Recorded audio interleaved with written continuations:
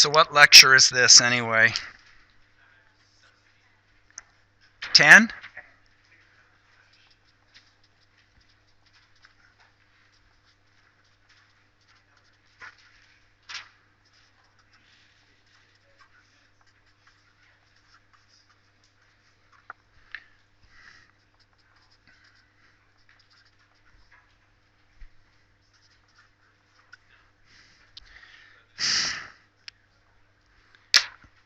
What holiday is it tomorrow? Chinese New Year's. Sunlin Philo. All right. No. Uh-huh. Okay.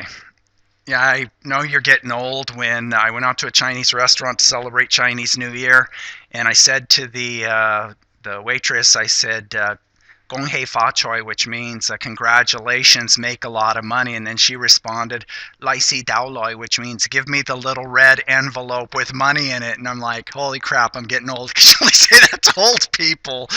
So I thought that was funny. And then I told her I don't have any lai si to give you, and she's like, ha ha ha. And even if I did, I wouldn't. All right. Any questions? Yes.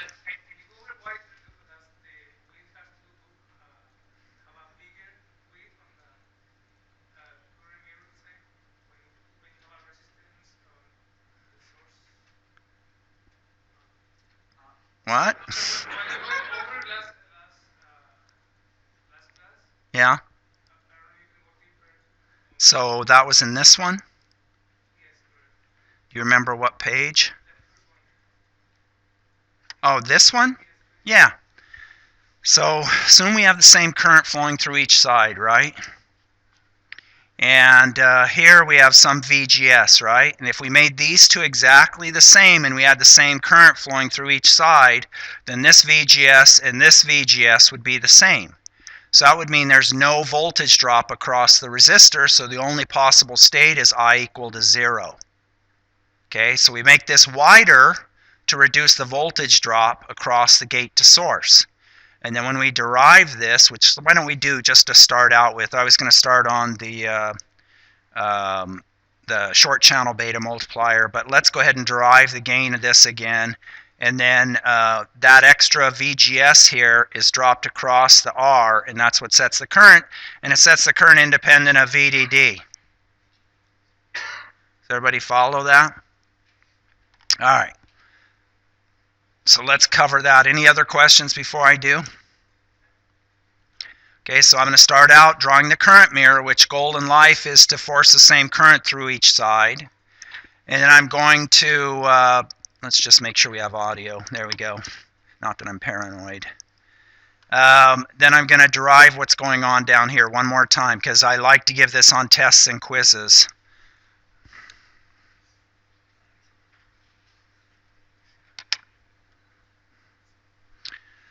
Okay, so we have the following.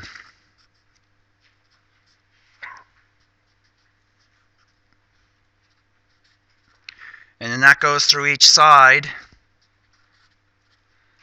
like this. And so I make this, these two I set to some size. We know how to set those, but I make this some W over L, and let's call this M1. Let's call this VGS1. So what is this voltage here? VGS1, okay? If I make this M2 with the VGS2 exactly the same size as this one, I get the same current flowing through it. I have exactly the same VGSs. The only way that can happen is if the currents that flow through each side I are 0.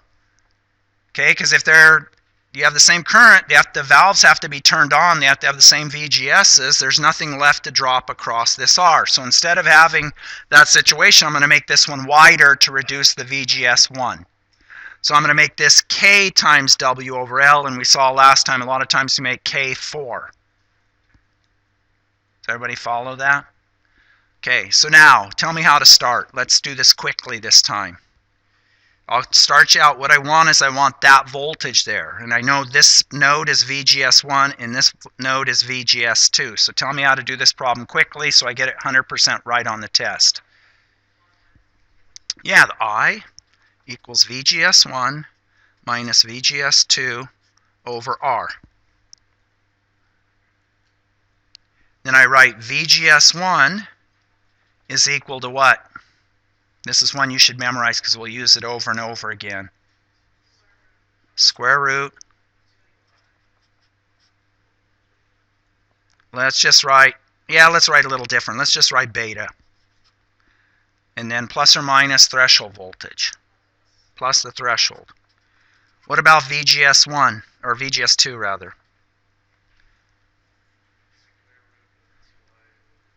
It's the exact same thing, yeah, except on the bottom it's K times beta. So why don't I be clever here and write, let's not be clever. Clever's not good when you're learning. Does everybody agree with that? Okay, so if I asked you in a quiz, how did you get this? You would say, gee, you're not challenging me. I know that I is equal to beta over 2 times VGS minus V threshold N squared. I simply solve for VGS and I get this.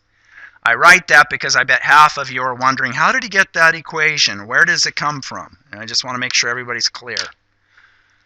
Okay, so then I come back. Any questions? I come back and I say, all right, when I subtract VGS1 from VGS2, the threshold voltages subtract out. I can factor out the square root of 2I over beta, and what I'm left with is 1 minus 1 over root K. So I write the following.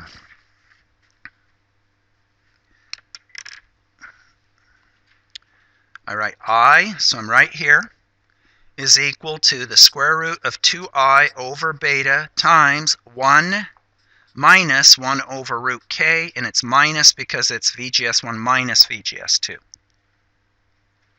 Yay or nay? All right. So then what do I do to solve? Oh yeah, I left out the R. Thank you. Square both sides, divide by I, and I get I equals 2 over R squared beta times 1 minus 1 over root K. And then if I say K equals 4, then that's equal to I equals 2 over R squared beta. Or whoops, 1 over R squared beta. Does everybody agree with that? And then you recall, anybody have questions? No? So 1 minus 1/2 is 1/2. 2 times 1/2 is 1, which leaves 1 over R squared beta. Yay? Nay? Yes? Yeah, maybe. For some temperature behavior things we'll talk about today, I hope. All right, and then I'm going to rewrite this as 1 over R is equal to the square root of beta. Oops, I've got an issue here. What is it?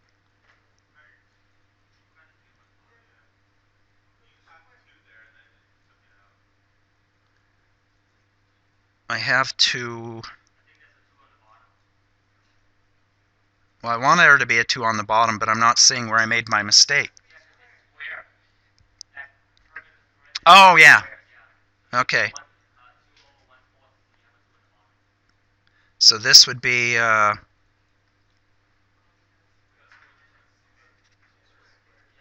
Thank you.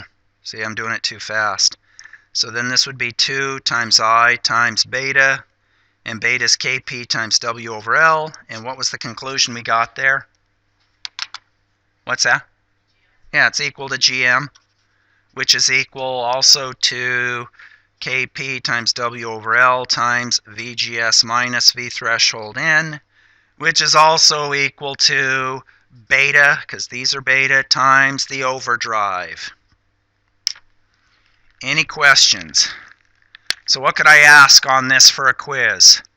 sketch the beta multiplier, show how you can make the transconductance, design the transconductance so that it's equal to 1 over R. Boom, there it is. Any questions? All right. When we looked at the operation, so everybody understands this and understands why we design with this biasing circuit, because it makes it independent of VDD. We can set the overdrive voltages based upon a resistor. What was one of the problems I talked about last time that I gave you a practical example that you don't want to do, because I had a company do this? Yeah, you don't want a bonder, you don't want much capacitance across the R, right? You don't want to connect this out to a capacitance, because then remember the loop gain goes up and it can oscillate. And there's an example in the book, we've gone over it in class, so don't say, oh, I'm going to digitally set my bias current and then you're going to hang a big capacitance on here and then you get your circuit out and you find out, hey, it oscillates. Or like they did it off chip because they were going to set it off chip so they could run and look at how their chip performed of different biasing. Okay, so let's look briefly at the simulation results, and then I want to point to, I want to talk about short channel stuff, modern stuff. If you go get a job at Intel or Broadcom or Qualcomm or Micron or lots of these places, they're not designing in the older technologies, and I want to make sure everybody understands that what the issue is here. So let's go take a look at figure 2016.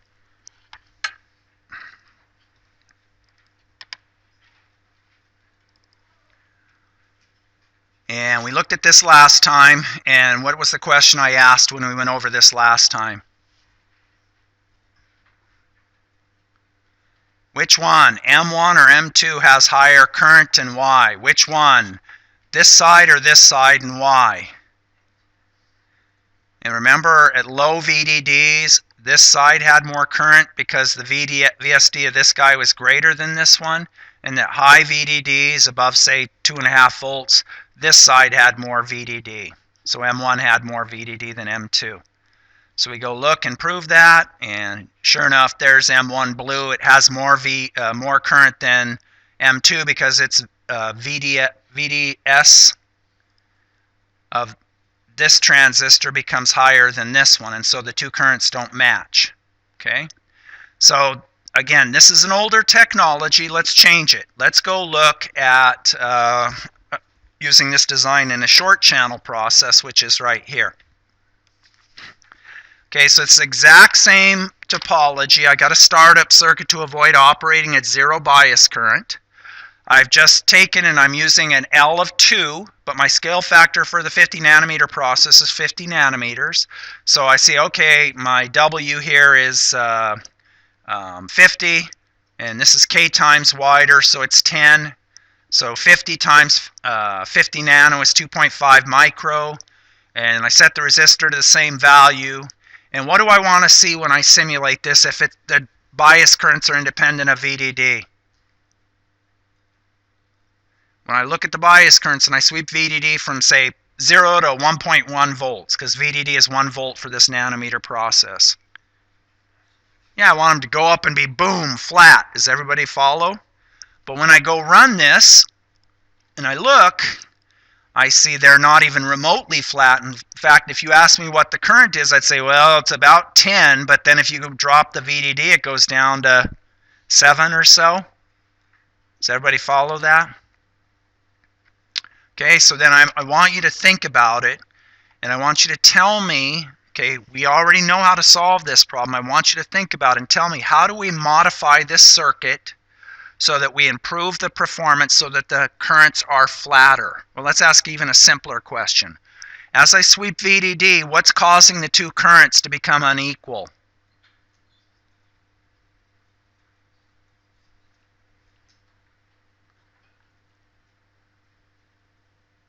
The output impedance of these devices. As I increase the VDD, the VSD of each of these devices changes, and the nanometer process has a very low output resistance.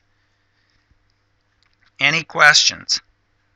So I want you to tell me, how do I fix the circuit? How do I design the circuit so that it doesn't vary? And I'm going to lead you down the path to the answer.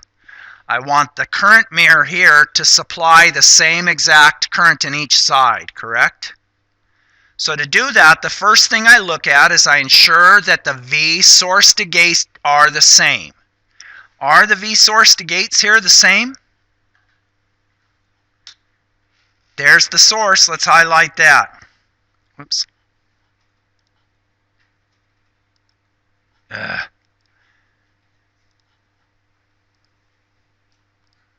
Let's try it now. Let's highlight that.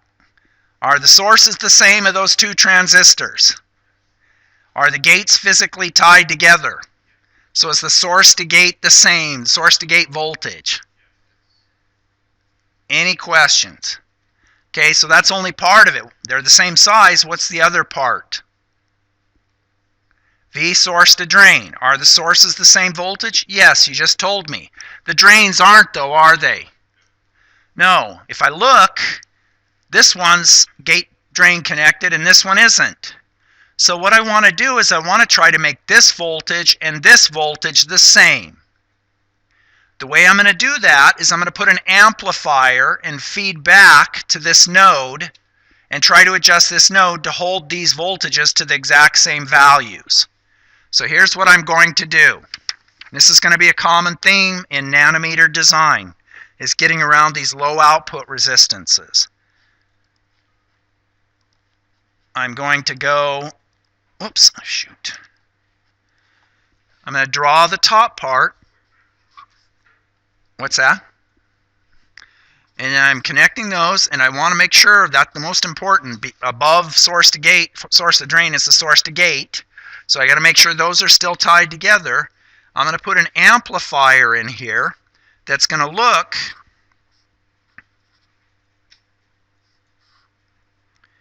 at each of the two outputs. Now here, this is a question I get all the time via email from designers in industry. How do I know which terminal here of this op amp, we'll call it, plus or minus, to connect to each side here? So what I'm going to do, I'm going to continue drawing the circuit. And I'm going to draw this one, K times W over L, and I'm going to come down here like this and call it R. There's another way of doing this. I'm going to do this first. So before, we had these physically tied together, right? But this amplifier is going to hold the two nodes together, correct? So it's, from a derivation point of view, it's exactly the same. Does everybody follow that? Okay, so if I gave you this on a test or a quiz and I said, solve for the current that flows in the circuit, you would go, chuckle, chuckle, he's not challenging me. It's the exact same thing because this voltage and this voltage are the same because of the amplifier. And then you derive it exactly like we just did earlier, even though it looks much more complicated. Does everybody follow? Okay, so now I want to explain this part because I need negative feedback. So whatever I can't, this takes a difference in the two, amplifies it and adjusts the voltage so that this voltage and this voltage are the same. Okay, but I need negative feedback. So if I ask, let's say this is my eyeball looking down, is the resistance here greater or less than the resistance here? This resistance is greater because I've got the R. And let me just tell you, and we'll derive it later, when you connect a device like this, or maybe we've derived it already, what's the small signal resistance of a gate drain connected device? 1 over GM. We've done that, I think, in chapter 9. It's 1 over GM in parallel with R out, but R out's much greater than 1 over GM. So this is 1 over GM. This GM, since it's wider, it's going to be a little bigger, but I've got an R here that's equal to the 1 over GM, and so this impedance is going to be bigger. So you might think I need to put this side as the minus. Okay? But that would be wrong, and here's why. Say this gets too high. What I want to do is drive the node back, because this one will go up faster than this side because it's a higher impedance when I feed the two currents down. So let me pause and make sure everybody understands that. Forget output resistance for a second. If I drive this node down, What am I doing to the faucet? Turning it on. Does everybody see that? How do I know? Source to gate voltage goes up. If I pull this down, V source minus V gate goes up. Does everybody follow that? If I ask what happens to the current in each side, you say it goes up because I've increased the source to gate. Does everybody follow that? Okay. They're equal currents, so the amount that each one increases is the same because I'm turning the valves on the same amount. So if I think of this as a resistance and this is another resistance, but a littler resistance, then this voltage is going to go up faster than this one. Does everybody follow that? So you would think, well, I don't want them to keep going up because this one's bigger. I want negative feedback. I want it to feed back around and stabilize things. So here, this node goes down. That causes the minus, and I'm not going to label this, that causes the minus input to go up faster than the plus input. What does that cause the output of the op amp to do? So if the minus input's going up faster than the plus input, what does the output of the op amp do? Does it go up or down? Let me just write this, equals whatever the gain is times V plus minus V minus. So if this one's going up faster than this one, what does the output do? Goes down. But if it goes down, what happens? Turns these on even more, pulls this up even more than this side, and continues until everything's fully turned on. So I've got negative feedback through here. So this is what's called a common source amplifier. Pull this down, the output goes up. So this node goes up, and because of that inversion, I want negative feedback. I need to feed this terminal back to the positive terminal, and so I want this to be the negative so that I have negative feedback. And why is that confusing? Because when I feed the signal back, I need to realize this is inverting. So I'm feeding back the bigger signal here, but then because this is inverting, I send it to the positive. So then the feedback becomes negative overall around the loop. Does everybody follow that? Any questions? Okay, so let's talk about a few things. There are no questions. Okay, I want to just do some ideal stuff here, playing around with spice just to make sure everybody understands. Everybody understands what I'm doing here. Okay, so if I ask you, 2-point question on the midterm. In your own words, what's the point of adding that amplifier in the nanometer beta multiplier? Hold the drains of these two transistors at the same potential to keep these two currents fixed independent of VDD. Does everybody follow that? And everybody can explain that. It's very simple. This guy's life says I'm going to hold these 2 points at the same value, so VSG and VSD are the same, and then I know the currents are the same, and they don't change with VDD. So I got a question. If VDD goes up, what do you think is going to happen to this voltage right here, and why? Keep in mind, assuming we're in saturation, what do I want my current to look like in this? Changes with VDD.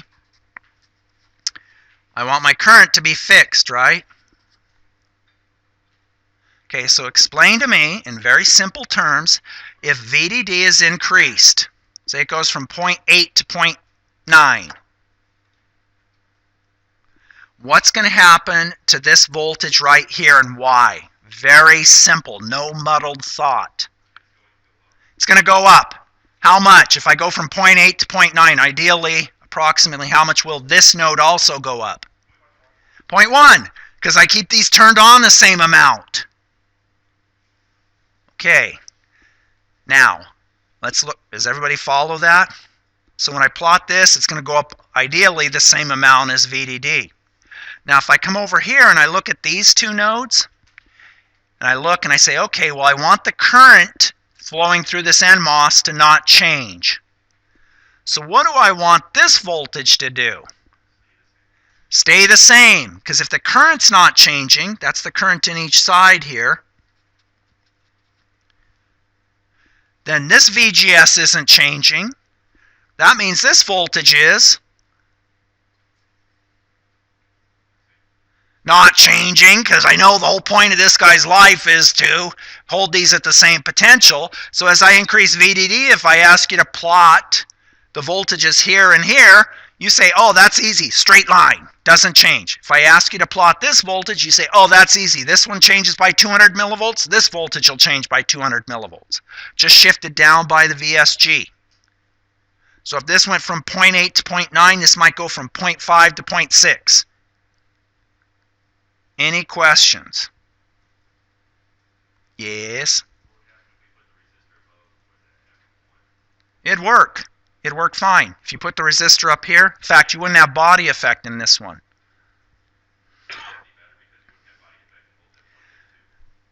No, there's another issue here we'll talk about in a moment. The problem with these nanometer devices is that I derived the governing equation using the square law device theory, and it doesn't work too well with these. And so we find out, because there's the velocity, saturation, all those secondary, third type effects, that you have to adjust this R based upon measurement and simulation data. It's close. Like, we'll find out that we want 150 microamps per volt transconductance, and you'd ideally think this is 6.5 K.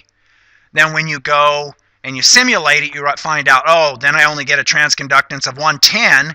So if you drop this value to, say, 5.5, then you get the right value. Okay? So you don't want to be too academic with this, because it doesn't work. Oh, I've got my little calculations, and this is what happens. And these devices are super complicated in their behavior, so your hand calculations only get you in the ballpark.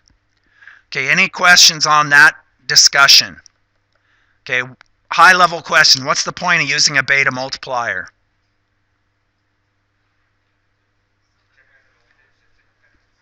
Yeah, to create biasing or bias currents that are independent of VDD.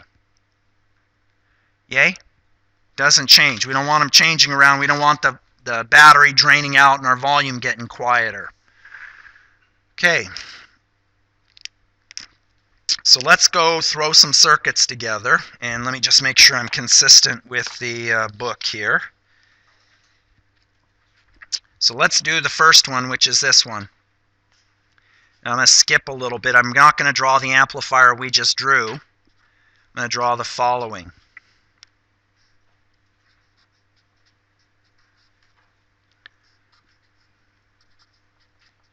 This is exactly a beta multiplier, except what?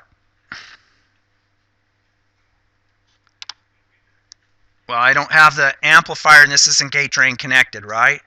So I'm going to cheat, because I'm going to use this first one in SPICE, and I'm going to take a voltage-controlled voltage source here.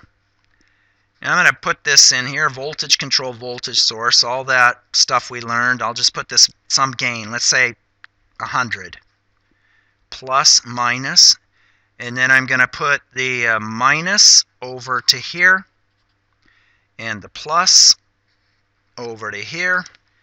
And I ask you, what am I doing in SPICE if I do that? What's the effect I'm doing? What's that? Yeah, that's the op amp, right? So I'm just saying I'm not going to put a real op amp. I want to see if this actually works by using this ideal device, this ideal voltage controlled voltage source here, to see if I can adjust these to the same value. Now, they're not going to be precisely the same because I don't have infinite gain, but they're going to be within a few millivolts because I've got a pretty high gain. Any questions? Okay, so let's go look at that, and that's simulation 2020. And here I only have a gain of 10. When you look at this, you go, gee, I know why he connected the plus to this side, and gee, I know why he connected the minus to this side. And let's go ahead and for the first one, just what I have, 100. Let's hit run. And let's start at something a little bit higher. Let's go 300 millivolts. And let's hit run. And you look, and you go, oh, that's pretty flat. It's not changing much from about 0.4 volts to 1.1 volt. And if I go make this even bigger, and I look at the sim, what do you think is going to happen? They're going to be even more precise. Let me go kick this up. Yeah, let's just run it. And I look and I say, wow, I can't even tell the difference. Does everybody see that? Okay, so then I go, all right, well, there's issues in this circuit with having two high impedance nodes because we have a high impedance node here. And what that means, and we'll talk about this more later, is that there's no source connected to this or no gate drain connected transistors. And then I have a high impedance node here because, again, there's no source. There's a drain here and a drain here and no gate drain connected transistors. When you have two high impedance nodes, which is what we'll have when we design our first op-amp circuit, you have special ways that you compensate the op-amp, which means ways to make it stable. So if I try to use this with a real circuit and two high impedance nodes, high impedance means there's lots of gains. You're always trying to control two high gain nodes. It doesn't work. So what I'm going to do just to see what happens is I'm going to go put the exact same circuit that we discussed and just gate drain connect this and then go back over and keep my mind. Let's see, what is it? That's roughly 10 microamps. I hit run. And I go, oh, well, it's not as perfect, but let's see, roughly 10 microamps. Does everybody see? So it still works. And of course, if I want more gain, I could just make this 10,000. Okay, any questions? Okay, so everybody understands where we're going because I'm going to show you another circuit here on how to implement this. Okay, it's going to be based upon our current mirror. The reason I'm covering a lot of stuff right now that will make more sense later in the semester, like the high impedance node, low impedance node, because when we design circuits, I don't want you to have fake biasing. I want you to have real biasing from a real bias circuit. So we have to do that first, and then we'll cover the design, and a lot of these things will make sense if they're not making sense now. Okay, so basically I need a circuit that will do this right here. So I'm going to sketch a PMOS current mirror.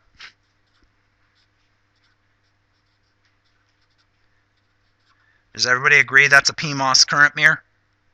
And then I'm going to take two NMOS and I'm going to connect them like this. Okay, so I'm going to call this the output. So that would be out right here in that circuit. And then I'm going to call these my plus and minus inputs. And you're going to help me figure out which one's plus and which one's minus. So if I drive this node up, I turn the water on more, what happens to the output? It goes down. If I turn this on, it pulls more water through here and pulls the pressure down. Does everybody see that? So I'm going to label this the minus input. And just to be safe, if I drive this node up, what does it do to the current in here? Increases. That increase is flowing through a gate drain connected transistor and is mirrored over.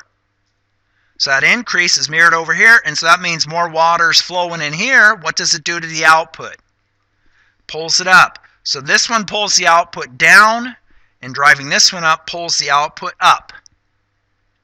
So I'm going to use this circuit to replace this. Okay, let me just comment here.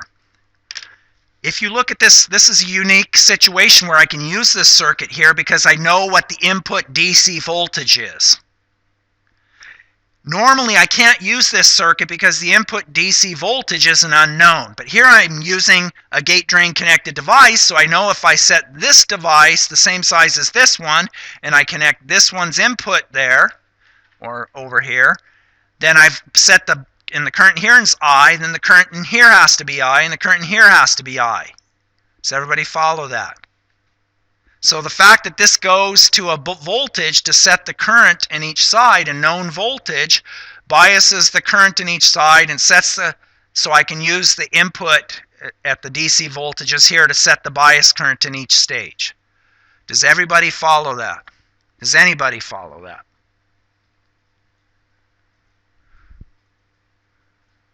How about the two Nicholas? Do you guys follow? All right. Well, if they follow, everyone must follow, right? You're one of you is supposed to go yes and the other is supposed to go no, and then I'll get confused. I don't know. All right. So I'm going to take this circuit now, and I'm going to use it. Here's the circuit in the book. And I'm going to use it. Oh, so wait. It says 50 by 2, and this is the nanometer process with a scale factor of 50 nanometers. So what's the actual size of these devices? 2.5 microns by 100 nano. So if you go and you just say 150 and 2, and then you try to do simulations, you're going to feel pain, right? Because that's 50 meters and 2 meters. You need to use the scale factor. I'm going to put it in the circuit. So if I ask you, point out, forget the capacitors here for a second, point out the beta multiplier. Boom, boom, boom, boom. Point out the added amplifier right there. What is this circuit? Startup circuit. So now you know everything in here, so let's go look at this circuit. And then you're going to impress me with how well you understand the fundamentals after I ask you some questions. So this would be Sim 23. There's the circuit. You can see that the L is 100 nanometers and the W is 100. For the PMOS are 5 microns. 100 in PMOS and 50 is 2.5 microns. Okay, so I hit run, and it runs, and I get pretty good behavior.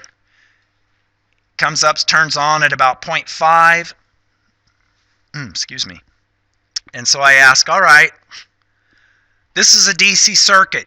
I don't care about speed. Tell me what I can do to boost the gain of this amplifier.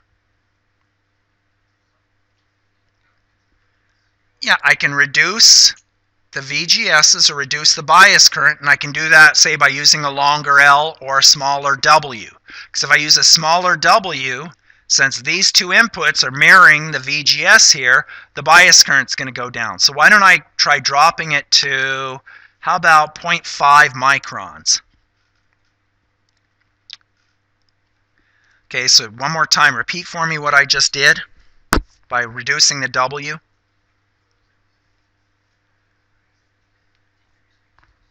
Yeah, I decrease the bias currents because this forms a current mirror. This transistor and this transistor form a current mirror. This voltage and this voltage should be the same, and so this transistor and this transistor form a current mirror. By making this 0.5 and leaving this at 2.5, I'm going to get 5 times less current. So I expect to see, I don't know if I'll be able to see it, but a slightly flatter curve. And I can't tell if it's flatter because the scale changed. So anyway, you can play around with it on your own. All right. But let's just, for the heck of it, before we quit this, let's get rid of this circuit and just prove to you that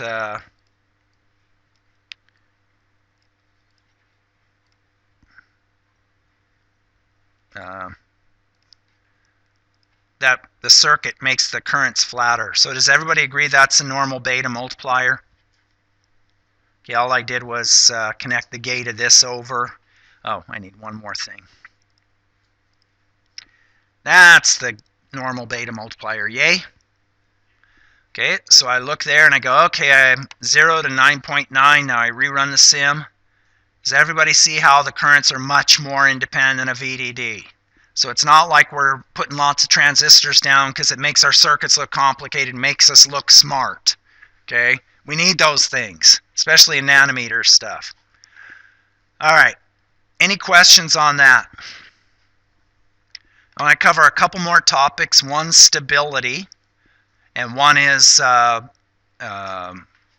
temperature behavior. And what time should we quit for our quiz? Now? No.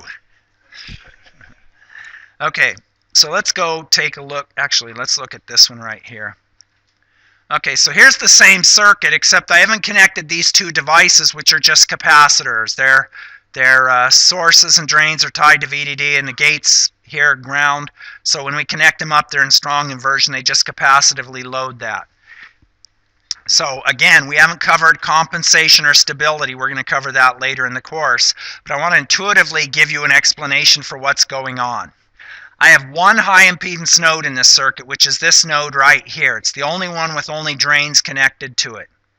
This node is gate drain connected to the transistors, and this one's gate drain connected. So the issue is, when I have a high impedance node, it's not easy to, it has a lot of gain. So if I have no capacitance on there, it's easy to put a teeny amount of charge into that high impedance node and move the node by a big amount. So what I want to do is I want to avoid that, because then I can run into a situation where I change the node here, but by the time the response, or by the time the feeling on that change is fed back around and gone back up here, has made it through the loop, it's already in wrong information. So what I want to do is I want to put some capacity on this node. I want to connect this up so that it slows things down. So I have to put some charge in there, and everything is slow, and it makes nice, thoughtful decisions on where it's going. It's not trying to drive its car too fast or whatever, and you get into a wreck, all right? So I slowed things down. So I'm going to hit run, and you see we ran into that last time. You see the current's oscillating, it's going all over. This node here is the critical one because it's the high impedance node.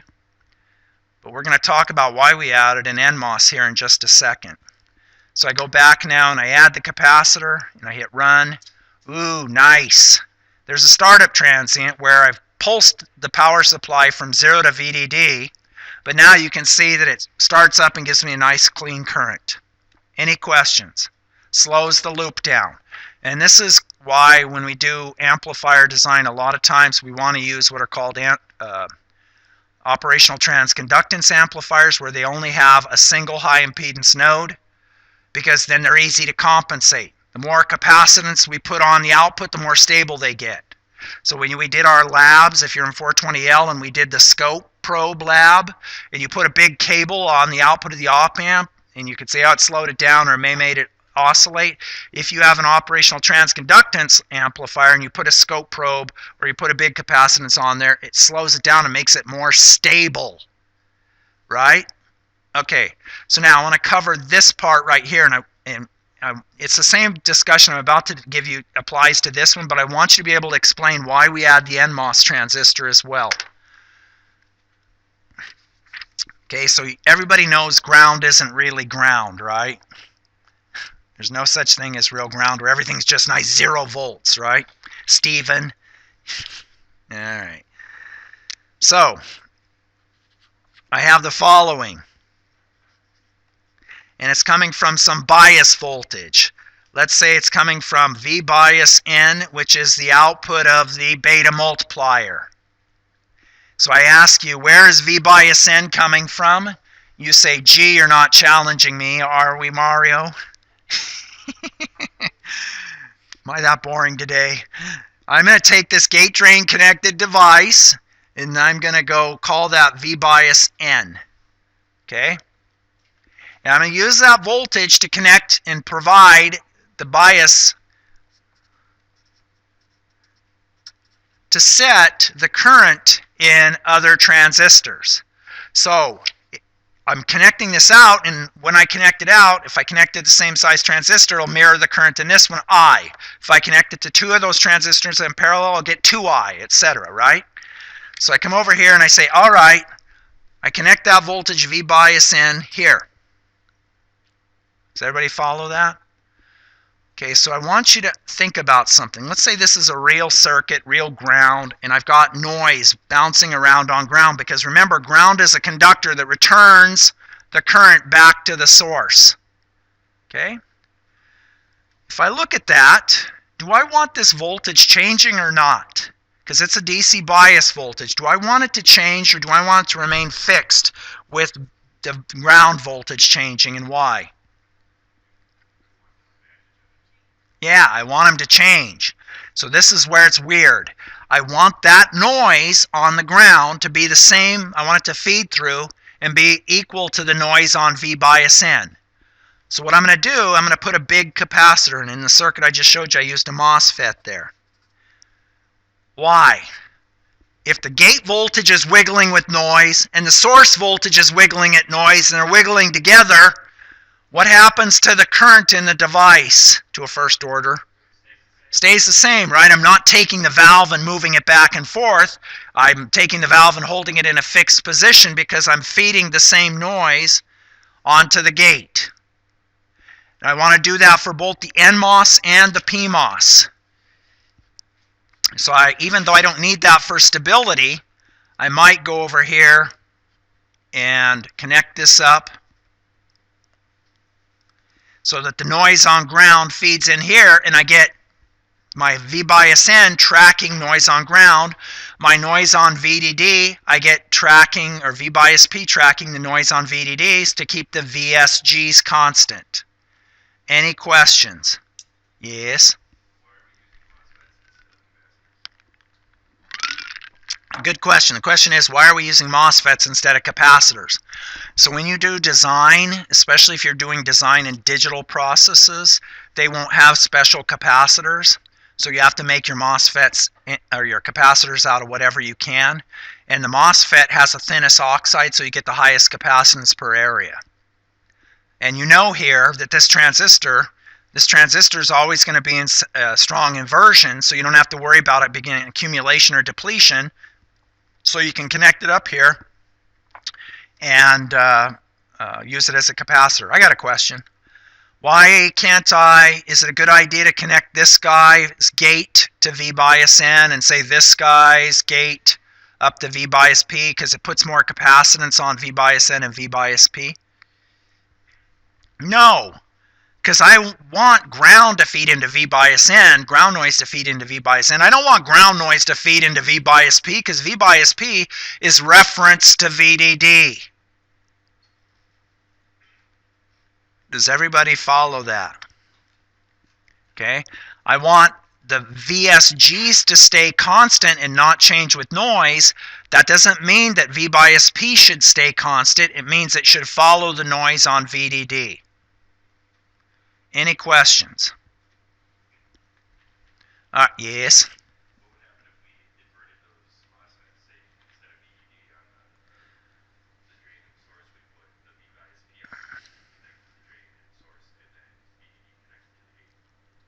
You mean flip them around? Then they would be an accumulation instead of strong inversion. And there's two issues there. One is if you have any noise, let's take this one for example, running through the substrate, like flowing because you've got some deep substrate current or whatever, it feeds directly into V bias N. It's not capacitively coupled, it's resistively coupled. That's not what you want because you can get then local DC shifts in the bias voltage, which are independent of what's going on here. So that's one issue. And then also in accumulation, there's a big series resistance from the gate down through the substrate over to the substrate connection. So your capacitor's got a big ESR, effective series resistance, that makes it less capacitive and more capacitor resistor. That's why I think 421 should be, 421 should be a prerequisite. Because we cover all that stuff in like super slow. Well, I don't know. Maybe you don't think it's slow. I think it is. All right. So let's cover one more topic and then we'll call it a day, and that's the temperature behavior. Because one other thing that we want is we want to have circuits that don't vary with temperature. And so I want to, I'll do the beta multiplier quickly, but I want to intuitively go through and let me just make sure that that you can explain what's going on. But before I actually do that, let me do the following, just as a quick refresher.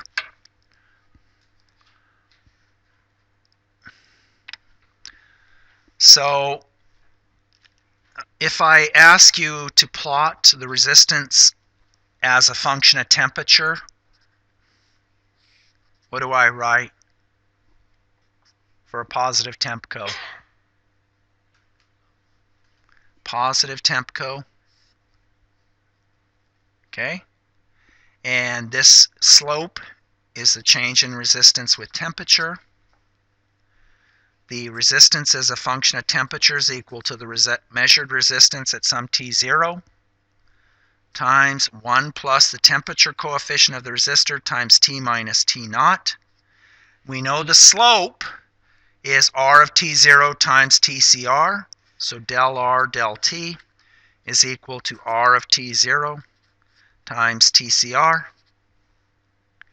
and thus the temperature coefficient of the resistor is 1 over R del T. We can put the T0 in here.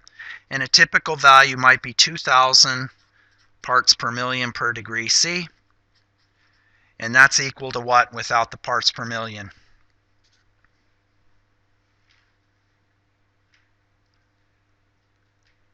This is where I'm thinking, more homework. 002. So, and that's in table 4.1, I think it is, but you see this number, you see this thing, 1 over R del T, and you think, gee, that's great, because all that is a number, like 0.002. So I love it when I see these. Any questions? Did we cover that in this class? Yes. Okay, so let's do a simple example. Let's actually do the following. How much time do we have?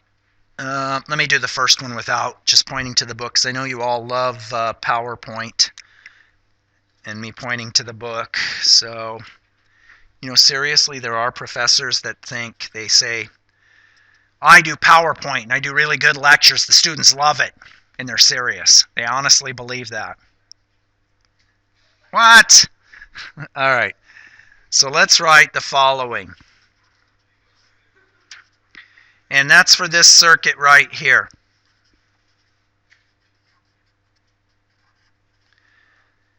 And there's VGS.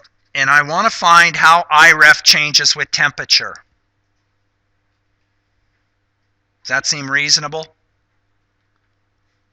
So would everybody be okay if I wrote this as VDD minus VGS times R to the minus 1?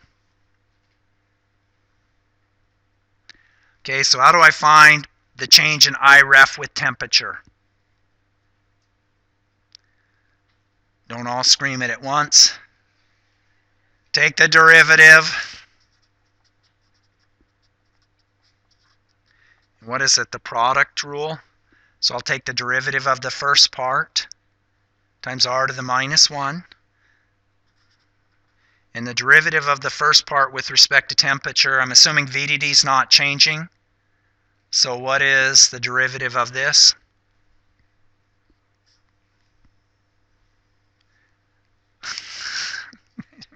Here.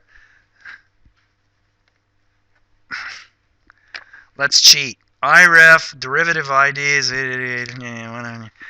Oh, okay, so I looked at that real briefly. Let's go back here. I'm doing the, what is it, the product rule? I just get that and the chain rule confused. So what is it, the derivative of this with the first part with respect to temperature? VDD doesn't change, so the derivative of that's 0. Then the derivative of this is minus VGS minus del T. You know, when you don't say anything, I always have a lack of confidence that they don't know calculus. All right, and then I need to take the derivative of this, so I'm going to write plus VDD minus VGS times the derivative of R to the minus 1, which is minus 1. There we go. And what else? R with respect to T. Right? If it's del X, and it's 1. But does anybody disagree with this? All right. Would everybody agree that IREF is equal to VDD minus VGS over R? So if I write VDD minus VGS over R times 1 over R del T, everybody would be okay? So I'm going to bring this first, and I'm going to write minus IREF times 1 over R del T. Just make sure I did it right. Yes?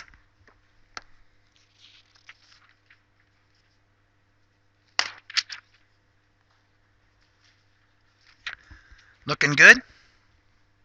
Any questions about this part?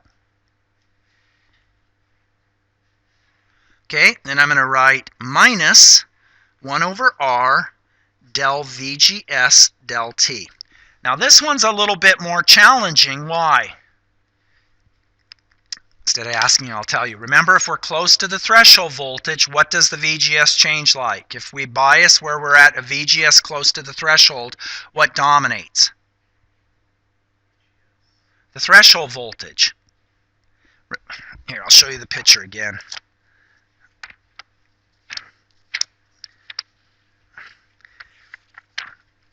This stuff's actually quite easy once you learn it. Of course, that's true of anything. So remember, when you're close to VGS, or you're close to the threshold voltage, what dominates is the change in the threshold voltage. So the change in VGS is equal to the change in the threshold voltage, say minus 0.8 millivolts per degree C. If I'm above, way above the threshold voltage, what dominates? Yeah, the mobility.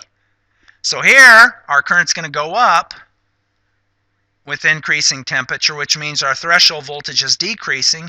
Here, the VGS is going to, with increase, if I'm way up here, if I hold the current constant and I were to increase temperature, what happens to the VGS? Well, wait, at low currents, the threshold voltage drops. Let's assume the current's constant, so the VGS goes down. At high VGS, above the threshold voltage, constant current means that in order, because I've got an increase in the threshold voltage and the mobility is dropping, I got to have a larger VGS. Okay? So, in any case, I look at this and I say, all right, what can I do to simplify my life? Well, refresh my memory, and here's where I get you back, because everybody's like spacing out now by this point. What was the temperature coefficient of the resistor again? 1 over r del T. And what was the example I used? Okay, that's this thing right here, right? If I want to write the current I ref of T, wouldn't I write it as I ref times T0 times 1 plus temperature coefficient of the current times T minus T0? Where temperature coefficient of the current is equal to 1 over I ref times del I ref del T. Everybody agree with that? There's my 1 over R del T. There's my 1 over I ref del T. What is del ref del T? Boom, there it is. Does everybody agree? When I divide it by I ref, what happens to this first term? I refs cancel, and the first part is 1 over R del T. When I divide the second part by I ref, VDD minus VGS over R, what happens to the R's? When I divide 1 over I ref, which is R divided by VDD minus VGS, times this, we're running out of time. What happens? The R's cancel, and I'm left with this term right here. Okay? Now, if I look at this, I can plug in the numbers, and I can look at what happens and how the currents change, and there's some examples. Since we don't have any time, I wanted to cover the beta multiplier real quick, and so let me just comment on that. And actually, I don't want to show you the equations because that won't make any sense. We'll just look at the result and you can read it on your own. Okay, this part right here, how do you think it influences the temperature behavior?